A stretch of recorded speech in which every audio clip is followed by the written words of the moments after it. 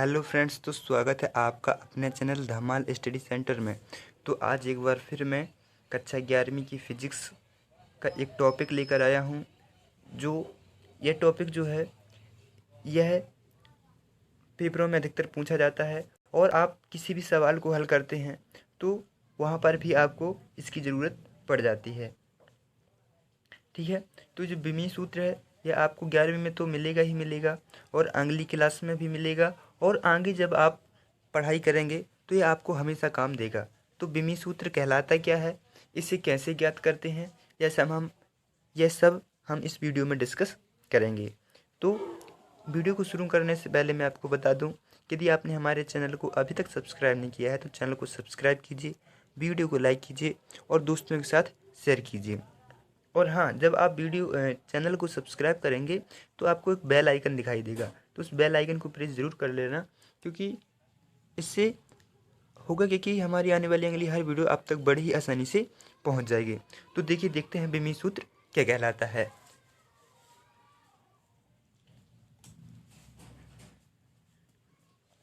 तो देखिए, बिमी सूत्र क्या होता है कि किसी भौतिक राशि की प्रकृति की व्याख्या उसकी विमाओं के द्वारा की जाती है।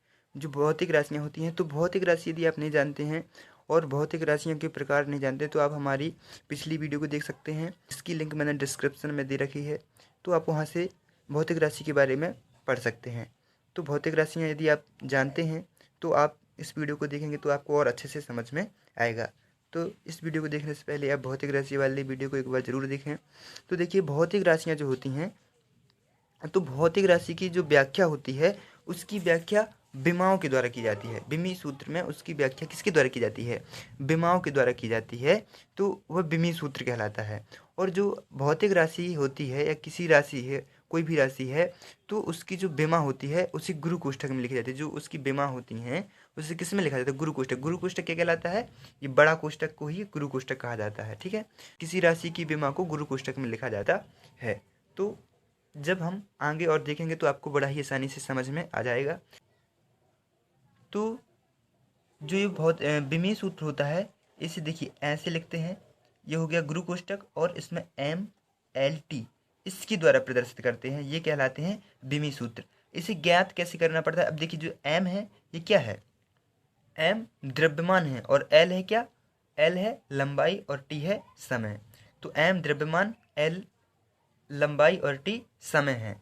तो अब जब कोई राशि होगी, कोई भी भौतिक राशि होगी, तो यहाँ पर हम लिखेंगे, जैसे यदि लंबाई उसमें 2 बार लंबाई है तो लंबाई को 2 लिखेंगे, स्क्वायर लगाएंगे। यदि एक बार है तो केवल M रहेगा, और अगर एक भी बार नहीं है उसमें तो यहाँ पर उसे नहीं लिखा जाएगा या फिर उसमें 0 घात लगा दी जाती है। ठीक है, तो देखिए उदाहरण से आप बड़ी आसानी समझ जाएंगे। जैसे देखिए, मैं पहला बताता हूँ, पहला आप समझ रहे हैं, क्षेत्रफल जैसे है। तो क्षेत्रफल क्या होता है? क्षेत्रफल को लंबाई गुणे लंबाई, लंबाई गुणे लंबाई होता है। अर्थात देखिए, आप यहाँ पर कन्फ्यूज मत होइए, आप यहाँ पर कन्फ्यूज मत होइए, यहाँ पर लंबाई गुणे चौड़ाई होता है ना। तो लंबाई गुणे चौड़ाई, लेकिन जो चौड़ाई होती है उसे भी मापते काय में है? लंबाई में ही मापते हैं, है ना।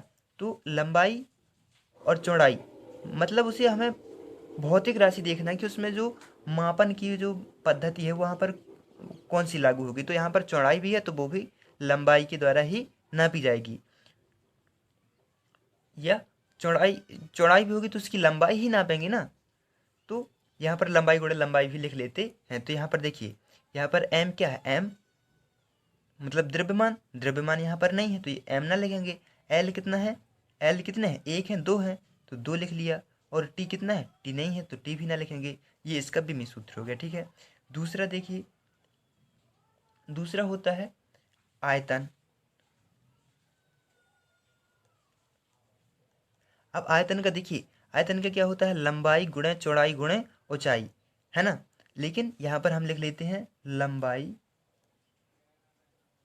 लंबाई का क्यों लिख लेते हैं सीधे, यहाँ पर लंबाई गुणे लंबाई लिख लेते हैं, कोई दिक्कत नहीं उसमें। अब यहाँ पर भी आप कंफ्यूज होने वाली बात नहीं है, क्योंकि यहाँ पर जिस प्रकार ऐसे यहाँ पर है उसी प्रकार यहाँ लंबाई गुणे चौड़ाई, चौड़ाई की भी दूरी ही नापेंगे कि वो कितना लंबा है, और जो ऊंचाई है ऊंचाई भी उसकी लंबाई या मीटर के द्वारा ही नापा जाएगा, और जो ऊंचाई है उसको भी मीटर के द्वारा नापा जाएगा, चौड़ाई को भी, तथा इन सब की लंबाई ही मापी जाएगी। इसलिए यहाँ पर चौड़ाई ऊंचाई एक ही चीज़ है, यहाँ पर लंबाई का लिख देते हैं। तो यहाँ पर एम कितना, एम नहीं है यहाँ पर, एल कितने हैं 3 है, तो एल का क्यू लिख देते हैं, और टी भी नहीं है तो टी यहाँ पर ना लिखते हैं। और यहाँ पर देखिए, यहाँ पर जो ये है तो इसे हम एक प्रकार से और लिख सकते हैं, जैसे यहाँ पर एम है तो एम क्या है यहाँ पर नहीं है तो एम की घात 0 लिख सकते हैं, और एल कितना है 2 है, और टी नहीं है तो टी को 0 लिख सकते हैं। यह भी इसको भी लिख सकते हैं और इसे भी लिख सकते हैं, दोनों सही है। और यहाँ पर हम लिख सकते हैं M0 L3 T0, क्यों, क्योंकि यहाँ ये वही चीज़ है, आप यहाँ पर कुछ भी लिख सकते हैं अपने अनुसार, ठीक है। अब और आगे देखिए, आगे और अपन आसानी से समझेंगे। तीसरा है वेग। वेग बराबर क्या होता है, वेग का सूत्र क्या होता है, का सूत्र होता है विस्थापन बटे समय। तो देखिए क्या होता है कि जो विमीय सूत्र होता है, आपसे कहा जाता है कि आप विमीय सूत्र याद कर लीजिए, लेकिन यहाँ पर मैं आपको एक प्रकार से ट्रिक बता रहा हूँ कि आप किसी भी भौतिक राशि की जो विमीय सूत्र है वो आप बड़ी आसानी से याद करने के लिए आप सीधे सीधे आप उसे याद कर सकते हैं, या उसे आप खुद ही निकाल सकते हैं। तो यहाँ पर विस्थापन को काहे से मापते हैं, विस्थापन दूरी, और दूरी को कैसे मापते हैं, दूरी को मापते हैं एल से, ठीक है, और समय को मापते हैं टी से। अब जब यह एल नीचे है, एल ऊपर है और टी हर में है, तो यहाँ पर जब ये टी ऊपर जाएगा तो ये हो जाएगा -1 हो जाएगा, इतना तो आप जानते ही होंगे।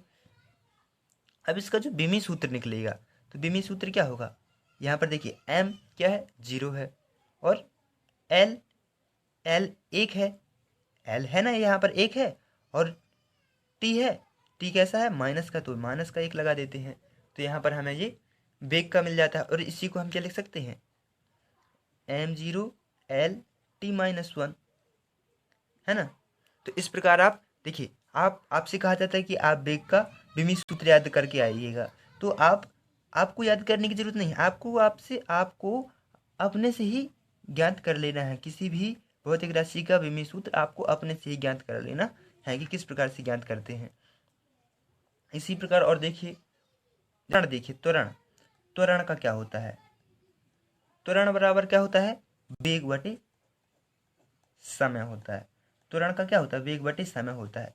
तो यहाँ पर देखिए, अब यहाँ पर आप वेग का पहले निकालेंगे फिर समय का निकालेंगे, तो यदि आपको वेग का पहले से ही पता है, वेग का क्या होता है L-T-1 होता है, ठीक है, और समय का क्या होता है T। तो अब यहाँ पर L-T और यहाँ पर एक T है, तो जब ये ऊपर जाएगा तो T-1 पहले से, और यहाँ पर T-1 हो जाएगा। अब जब ये गुणा में होती है तो घातें जुड़ती है, तो यहाँ पर क्या हो जाएगा L-T-2, तो इसका क्या हो जाएगा विमीय सूत्र L-T-2, या इसी को हम लिख सकते हैं M0 L-T-2, है ना। तो इस प्रकार से आप किसी भी भौतिक राशि का जो विमीय सूत्र है वो ज्ञात कर सकते हैं बड़े ही आसानी से। तो आई होप आपको वीडियो अच्छा लगा होगा और समझ में भी आया होगा कि विमीय सूत्र क्या है। तो विमीय सूत्र क्या है, भौतिक राशि की प्रकृति की व्याख्या जो है उसकी विमाओं के द्वारा की जाती है, और इसे गुरु कोष्ठक या बड़े कोष्ठक में लिखा जाता है, ये विमीय सूत्र कहलाता है, ठीक है। और विमीय सूत्र को हमेशा 3 रूपों में 3 इकाइयों में दर्शाया जाता है। कौन कौन सी होती है वो, M L T। M जहाँ पर M क्या है, M है द्रव्यमान, L है लंबाई, T है समय। अब किसी भी किसी भी भौतिक राशि का आप विमीय सूत्र आसानी से ज्ञात कर सकते हैं। इस ट्रिक के माध्यम से, इस विधि के द्वारा आप किसी भी भौतिक राशि का विमीय सूत्र याद कर सकते हैं। यदि वीडियो अच्छा लगे तो वीडियो को लाइक कीजिए, शेयर कीजिए और चैनल को सब्सक्राइब कीजिए। और सब्सक्राइब करने के बाद आपको एक बेल आइकन दिखाई देगा, तो बेल आइकन को प्रेस जरूर कर लीजिए, जिससे हमारी आने वाली अगली हर वीडियो अब तक बड़ी ही आसानी से पहुंच सके। तो इस साथ बस इतना ही, मिलते हैं हमारे नेक्स्ट वीडियो में। धन्यवाद।